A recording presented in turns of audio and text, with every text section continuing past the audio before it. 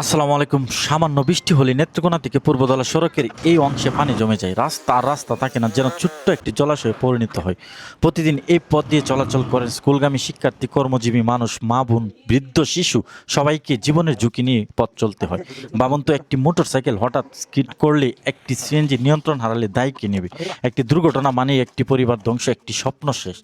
এর আগেও আমরা নিজেরা উদ্যোগ নিয়ে পানি সরিয়েছিলাম, কিন্তু সেটা ছিল সাময়িক চেষ্টা। সমস্যার শিকড় রয়েই গেছে আগের মতো। প্রিয় বন্ধুরা, অল্প বৃষ্টিতে আবার একই দৃশ্য, একই ভয়, একই অনিশ্চয়তা।